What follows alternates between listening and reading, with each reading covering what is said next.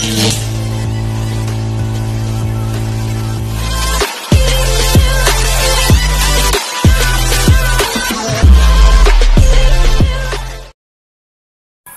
morning sa ating lahat mga idol. So, gagawa tayo ng simple telescope.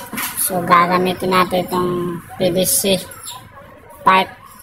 Tapos yung takip nitong plastic nito, yung Goya, Choco. So, ito na yung kinuha ko. So, ayan. So inalis ko na yung kanyang parang takip dito. Ito yun. So, gamit lamang yung toothpick. So, doon natin kukunin kung paano natin siya gagawan ng kanyang cross sight. Yung ganyan. So, gagawin natin. So, bubutasan natin ito siya gamit yung ating drill. So, enjoy watching mga idol para may idea kayo.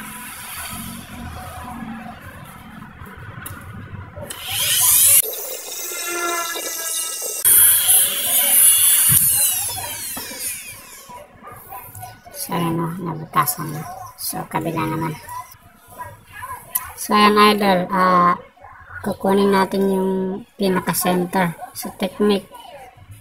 Ilalagay natin yung toothpick. Ganyan o. So, makita man din natin kung talagang pantay siya o hindi. So, doon natin siya butasan. So, ayan, sa center natin. Ayan. Kita ninyo. So, yan. So, imamark lang natin siya ng pencil para mabutasan natin.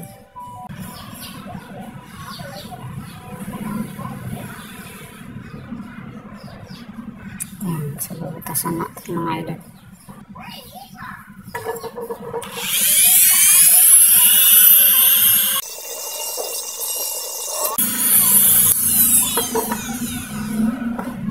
So, okay na. Try natin.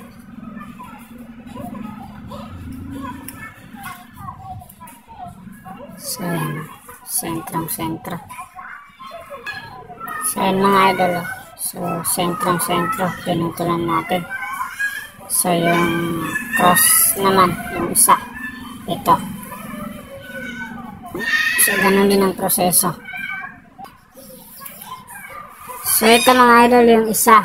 Ito yung una-unang ginawa natin. So, ito. Ayan o. May technique.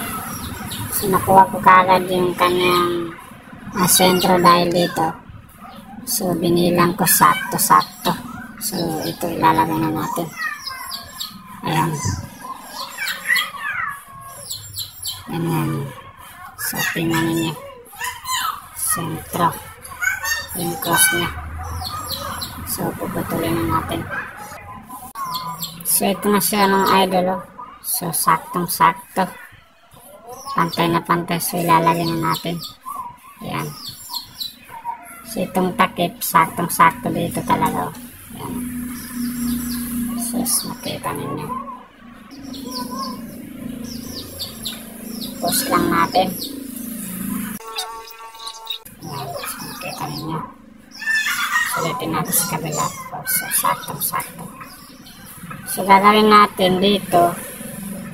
Yun ang i-max natin. I-align dun sa una.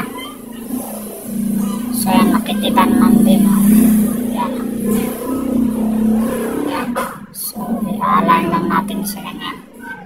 Kung saan siya a-align, so, ibig sabihin, yun ang sakto para sa telescope natin. So, yan. So, ilalagay na natin. So, ito hindi ko na siya nilagay ng epoxy kasi anytime pwede ko nang ditanggalin ito. Pero mas maganda kung permanent. So, mas maganda may epoxy siya. So, yan, nakita ninyo. So, ilalagay na natin.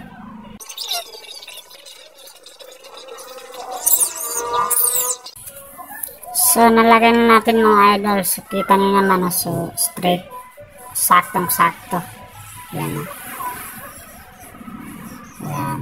So, lalagyan ko na lang din ng epoxy ito. So, kung gusto na nilang na i-improve, so, pwede siyang lagyan ng glass dito. Side by side para mas maganda. Pero sa akin, kahit mini na okay na ito.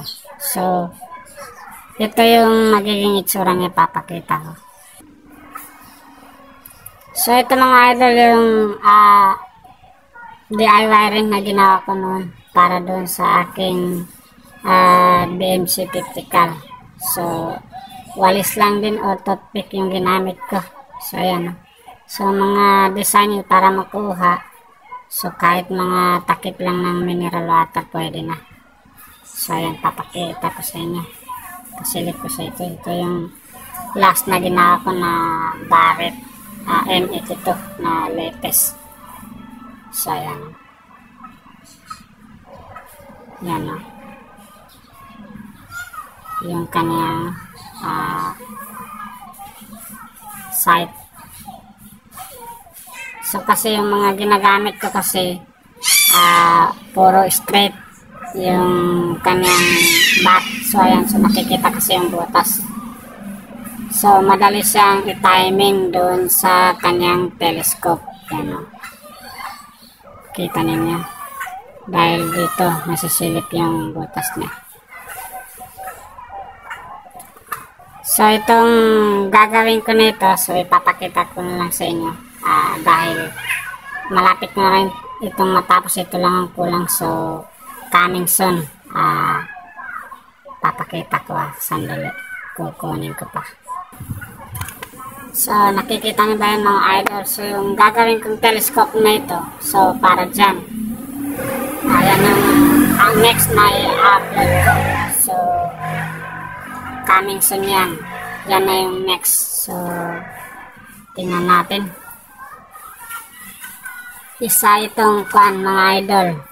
RR rifle. So, tatlo yung kanyang barrel. So, super strong ito. Nasubukan ko na. So, abangan nyo na lang mga idol. So, ang mas mabuti mga lods, i-subscribe nyo lang yung YouTube channel ko para mapanood ninyo kung paano ito natin siya ginawa. Ayan o. So, pinapatigas pa yung mga dinikit ko dyan. Ayan o. 3 barrel yan siya. So, tayo pa lang siguro yung unang gumawa na triple barrel. Yan. So, abangan nyo lang mga idol. Paki-like na rin at huwag kalimutang i-subscribe o i-share para mapanood nyo yung mga ibang video at mapapanood nyo ng ating mga kaibigan o mga kaibigan ninyo. So, hanggang sa muli, salamat.